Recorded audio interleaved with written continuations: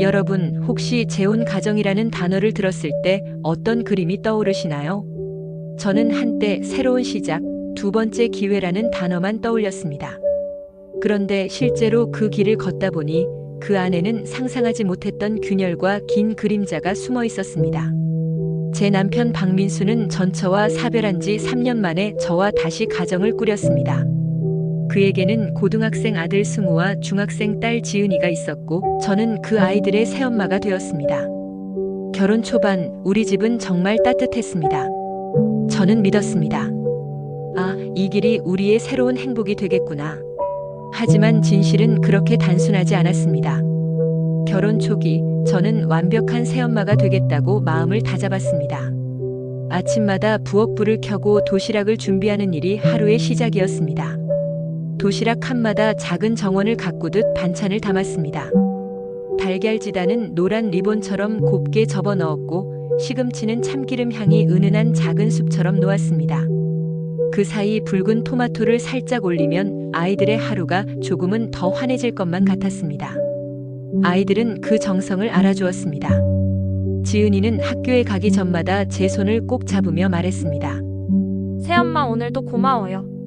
그 아이의 눈빛 속에는 아직 맑은 신뢰가 있었고 그 맑음이 제 마음을 녹였습니다. 우리는 친구처럼 지냈습니다. 함께 시장에 나가 장을 보기도 했고 거실에 앉아 손톱에 네일을 발라주며 웃음을 나누기도 했습니다. 그 순간만큼은 제가 그녀의 엄마인 동시에 친구라는 사실이 낯설지 않고 기분 좋게 다가왔습니다. 승호는 조금 달랐습니다. 언제나 한 걸음쯤 거리를 두었습니다. 승호야, 국 더 줄까? 하고 물으면 그는 짧게 괜찮습니다. 라고 대답하곤 했습니다.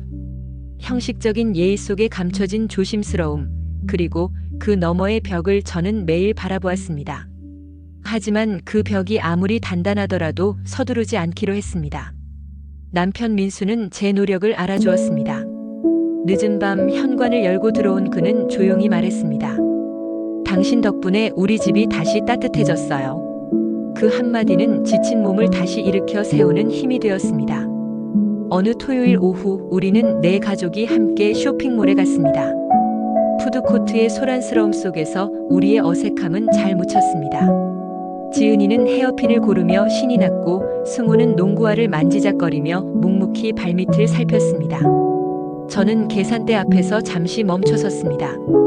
지갑 속에는 지난날의 흔적이 남아 있었지만 오늘만큼은 새로운 기억을 담고 싶었습니다. 그래서 아이스크림 바우처 4장을 샀습니다. 초코, 딸기, 바닐라 그리고 민수에게는 녹차. 손에 쥔 아이스크림은 금세 녹아내렸지만 그 순간만큼은 따뜻한 기운이 번졌습니다. 저는 그 장면을 오래 기억하고 싶었습니다. 아, 이제 우리는 정말 가족이 되어가고 있구나. 그날 밤 제 마음은 그렇게 믿고 있었습니다. 변화는 제가 임신 소식을 알린 날부터 시작되었습니다. 저녁 식탁 위에 놓인 국물에서 김이 피어오르던 그 순간 저는 조심스럽게 입을 열었습니다. 얘들아, 너희에게 동생이 생길 거야. 지은이는 젓가락을 내려놓고 눈이 반짝였습니다. 정말요? 동생이 생기는 거예요? 그 웃음은 마치 봄 햇살처럼 밝고 맑았습니다. 그러나 승우의 표정은 달랐습니다. 숟가락을 내려놓는 그의 손끝은 굳어 있었고 미묘하게 떨리는 눈빛은 쉽게 읽히지 않았습니다. 그날 밤 남편과 저는 오랜만에 설레는 대화를 나누었습니다. 아기의 이름, 작은 방을 어떻게 꾸밀지, 그리고 다시 태어날 희망에 대하여. 그의 목소리는 기대와 기쁨으로 차 있었고 저 역시 가슴이 벅차올랐습니다. 그러나 문틈 사이로 흘러나온 또 다른 대화가 있었습니다. 아이들 방 안에서 속삭임이 들렸습니다. 오빠, 이제 우리 어떻게 돼? 지은이의 목소리는 불안에 젖어 있었습니다. 모르겠어. 근데 엄마 유산은 어떻게 되는 거지? 그 짧은 대화는 제 마음을 얼어붙게 했습니다. 그동안 아이들이 저를 가족으로 받아들인 줄 알았습니다. 하지만 그건 착각이었습니다.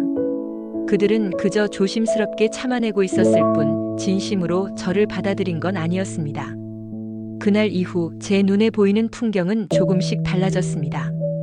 밥상 위에 김치조차 제 자리를 잃은 듯 어색해 보였고 승우의 침묵은 벽처럼 높아졌습니다. 지은이의 웃음조차 그늘이 드리워진 듯 아프게 다가왔습니다. 저는 알게 되었습니다. 새로운 생명이 우리 가정을 흔들고 있다는 것을. 그것은 기쁨과 축복이었지만 동시에 오래 묻혀있던 불안과 균열을 드러내는 시작이기도 했습니다. 아들 민준이가 태어난 후 집안의 공기는 전혀 다른 색을 띠었습니다. 새벽마다 아기의 울음소리가 울려 퍼졌고 작은 방 한쪽에는 분유 냄새와 따뜻한 젖빛이 스며들었습니다. 저는 행복했습니다. 그러나 동시에 가족의 균형이 무너져가고 있다는 사실을 느끼고 있었습니다. 지은이는 종종 제 곁에 와서 속삭였습니다. 동생은 귀여운데 엄마가 너무 바빠져서 조금 서운해요? 그 말 속에는 투정과 애정, 그리고 혼란이 섞여 있었습니다. 승호는 달랐습니다. 그는 집에 들어오는 시간이 점점 늦어졌습니다. 식탁 위에 놓인 밥그릇이 식어갈 때쯤 그는 무심한 얼굴로 현관문을 열고 들어왔습니다. 늦게까지 공부했어. 그 한마디로 모든 설명을 대신했지만 그의 어깨에는 설명할 수 없는 무거움이 내려앉아 있었습니다. 그러던 어느 날 저는 남편의 서재에서 오래된 봉투 하나를 발견했습니다. 두꺼운 종이에 또박또박 적힌 글씨. 그것은 전처가 남긴 유언장이었습니다. 집과 재산 대부분이 승우와 지은이의 명의로 되어 있었고 남편은 단지 관리인으로만 남아 있었습니다. 더 충격적인 건 재혼할 경우 아이들의 동의 없이는 재산을 처분할 수 없다는 조항이었습니다. 손끝이 떨렸습니다. 그 순간 저는 깨달았습니다. 아이들이 저를 경계했던 이유, 그리고 시어머니가 처음부터 저를 곱게 보지 않았던 이유.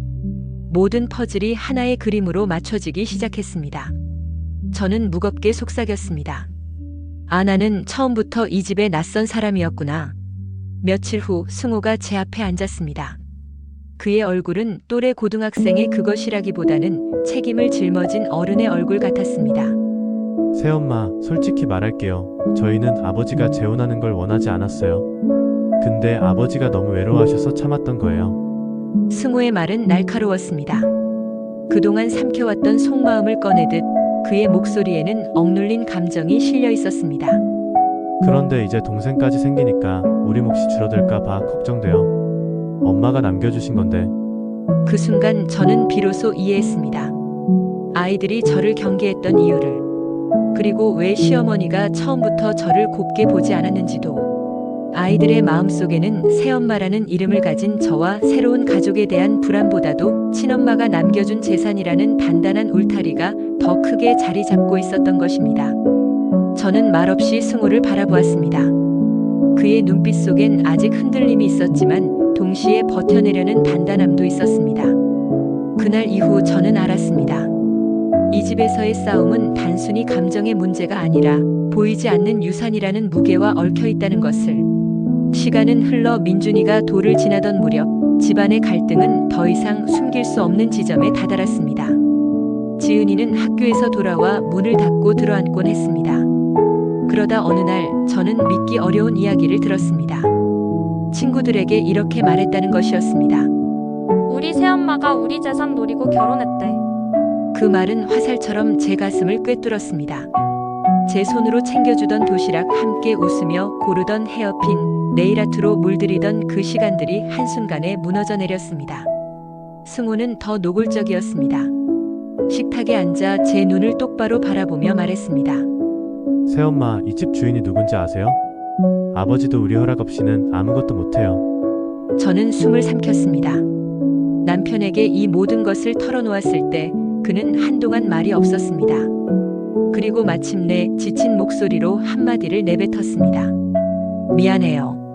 아이들이 엄마를 너무 그리워해서 처음엔 당신이 이해해 줄 거라고 생각했는데 그 말은 변명도 위로도 되지 못했습니다.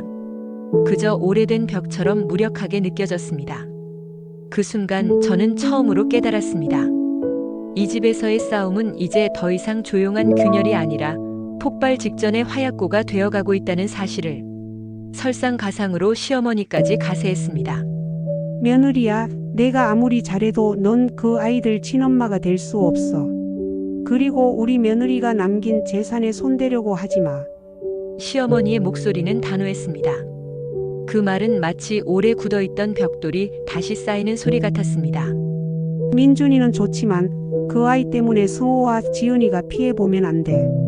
저는 아무 말도 할 수 없었습니다. 시어머니는 심지어 제가 부재 중일 때 아이들을 따로 불러 말했습니다. 너희 새엄마는 재산을 노리고 있는 거야. 그 말은 불씨처럼 아이들의 마음속에 남아 불안과 의심을 더 키워갔습니다. 결국 저는 민준이를 데리고 친정으로 돌아갈 수밖에 없었습니다. 남편은 저를 붙잡으려 했습니다. 그러나 아이들의 적대감은 이미 한계를 넘어섰습니다. 특히 승호가 마지막에 던진 말은 제 영혼을 흔들었습니다. 새엄마 그냥 아버지랑 이혼하세요. 우리는 아버지만 있으면 돼요. 위자료는 많이 안 줘도 되니까.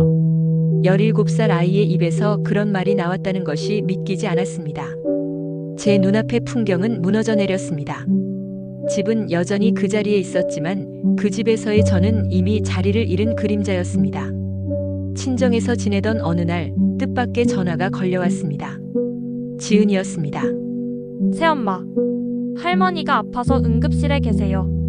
급히 병원으로 달려간 저는 낯빛이 창백해진 시어머니를 보았습니다. 그녀는 힘겹게 제 손을 붙잡고 고백했습니다. 며느리야, 내가 잘못했다. 사실 승호가 요즘 이상해.